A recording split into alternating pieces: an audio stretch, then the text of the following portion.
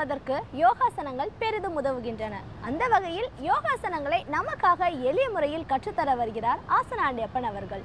நிகழ்ச்சியில் முதல் பகுதியாக வரவிருப்பது நலமுடன் வாழ.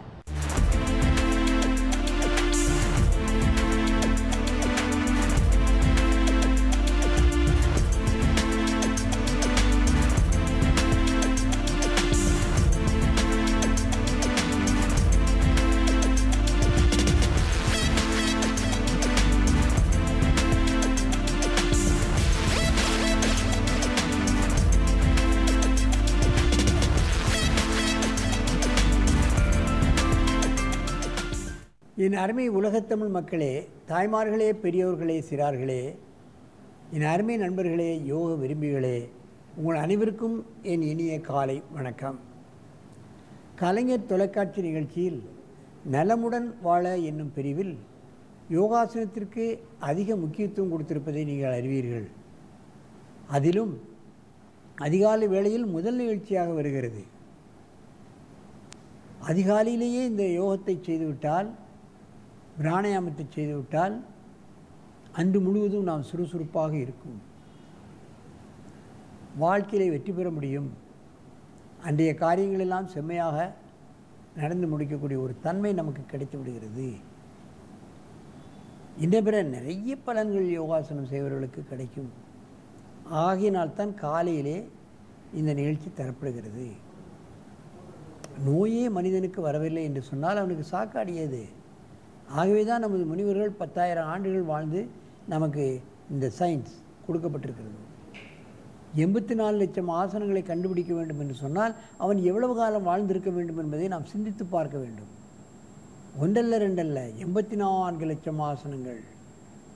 அதைத்தான் நான் கவனத்தில் கொள்ள வேண்டும். உலக மக்கள் ஆச்சரியப்படுகிறார்கள். இத்தனை விளைவுகளா, இத்தனை நெளிவுகளா, என்ன காரணம், இதை செய்வதால் என்னென்ன பலன் கிடைக்கிறது? ஒவ்வொரு ஆசனத்தையும் விஞ்ஞான ரீதியாக அங்கே பல்கலைக்கழகத்தில் ஆராய்ச்சி செய்து கொண்டிருக்கிறார்கள், என்ன பலன்களை கிடைக்கிறது என்று. அந்த நிலையில் இன்றைக்கு பாருங்கள், 4 மாணவர்கள் இங்கே வந்திருக்கிறார்கள். Government higher secondary school Velachery, Maharishi Vidyalayam Thanjavur, ARK பள்ளி தஞ்சாவூர், அருநெறி பள்ளி தஞ்சாவூர், இங்கே இருந்து 4 மாணவர்கள் மாணவிகள் இங்கே வந்திருக்கிறார்கள். அவர்கள் இப்பொழுது சக்கராசனத்தை செய்ய போகிறார்கள். அதிலும் சில மாணவர்கள் ஒரு காலை தூக்கி சக்கராசனம் அதிலே செய்வார்கள். என் அருமை மாணவர்களே, நீங்கள் பத்மாசனத்தை கலைத்துவிட்டு காலை நேராக நீட்டி பத்மாசனம் செய்யுங்கள். சக்கராசனத்துக்கு செய்யுங்கள். பத்மாசனத்தை கலைத்துவிட்டு அப்படியே படுங்கள். மெதுவாக செய்ய வேண்டும், அவசரப்படக்கூடாது, ஆத்திரப்படக்கூடாது. யோகாசனம் என்பது அமைதியாக மெதுவாக செய்ய வேண்டும்.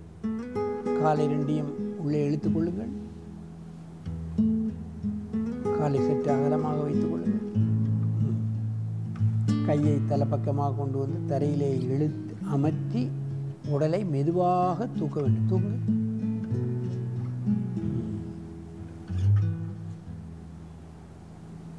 காலை ஒரு காலை தூக்க முடிஞ்ச அளவு தூக்குங்கள்.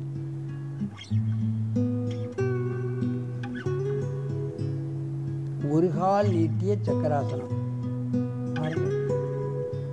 இந்த 2 கைகள் ஒரு காலுடைய பலத்தில் உடல் கனம் தாங்கி நிற்கிறது. முதுகெலும்பு நன்றாக வளைக்கப்படுகிறது. மெதுவாக இறக்குங்கள்.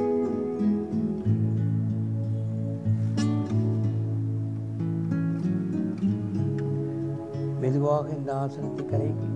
காலை நேராக நீட்டி நன்றாக மூச்சை எடுத்துக்கொள்ளுங்கள். நன்றாக மூச்சை எடுக்க வேண்டும். கலையுங்கள். காலை சற்று அகலமாக வைத்துக் கொண்டால் இந்த ஆசனத்தை செய்வதற்கு எளிமையாக இருக்கும். தூக்குங்கள்.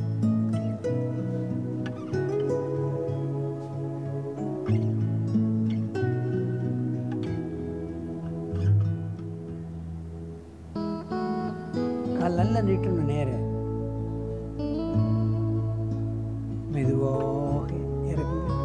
மாணவர்கள் வேறு எந்த ஆசனத்தை செய்ய முடியாவிட்டாலும் பள்ளிக்கு செல்வதற்கு எழுப்பு, அதிகாலை இறக்குங்கள், ஆசனத்தை கலைங்கள். இந்த ஆசனத்தை மட்டும் ஒரு 2 முறை 3 முறை செய்துவிட்டால் உடல் குலைவு ஏற்பட்டு முதுகெலும்பு விளைகின்ற காரணத்தினால் தலை முதல் கால் வரை ரத்தம் அப்படியே பீச்சி அடிக்கும். எல்லா பாகங்களுக்கும் சென்றுவிடும், சுறுசுறுப்பாகிவிடும். பள்ளிக்கூடத்திலே ஒரு டல்னஸ், சோம்பேறித்தனம் வராது. வாத்தியார் சொல்கிறது அப்படியே கிரகிக்கக்கூடிய தன்மை வரும். எழுந்து அங்கே தலையை வச்சு இங்கே கால் நீட்டுங்க, அங்கே தலையை வச்சு இங்கே கால் நீட்டுங்க.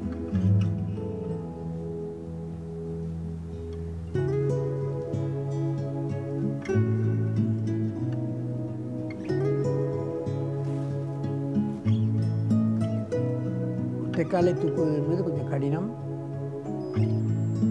அதை பழகத்தான் வைக்க முடியும். ஆரம்ப கட்டத்தில் யாராவது ஒருவர் முதுகை தூக்கி பிடித்து கொண்டு காலை தூக்க வேண்டும்.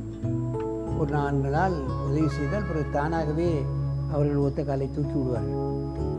ஆரம்ப கட்டத்தில் இந்த ஆசனத்திற்கு செய்ய முடியாதவர்கள் முதுகிலே ஒரு துண்டை போட்டு 2 பக்கமும் ஒரு ஆள் பிடித்து தூக்கணும். கொஞ்சம் குண்டானவர்கள், நோய்வாய்ப்பட்டவர்கள், முடியாதவர்களுக்கு இந்த ஆசனம் செய்ய வேண்டும். என்ன செய்ய வேண்டும்? அவர்கள் தனியாக செய்ய முடியாது.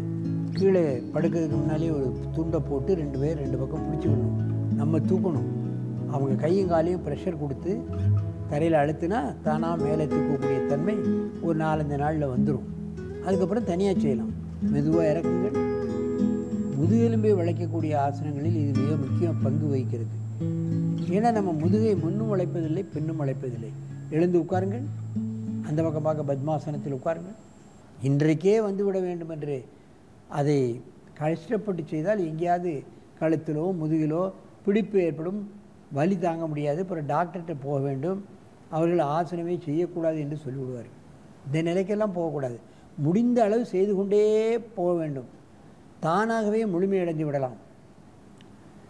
ஆசனத்தை ஆரம்பிக்கும் பொழுது அறகுறையாக செய்தாலும் தவறாக செய்தாலும் பலன் முழுமையாக கிடைத்து விடுமாதான் உண்மை. எடுத்த எடுப்பிலேயே ஆசனங்களை முழுமைப்படுத்த முடியாது. அது எந்த ஆசனமாக இருந்தாலும் சரி, பத்மாசனமாக இருந்தாலும் சரி, சக்கரமாசனமாக இருந்தாலும் சரி, முடிந்த அளவு தான் செய்ய வேண்டும்.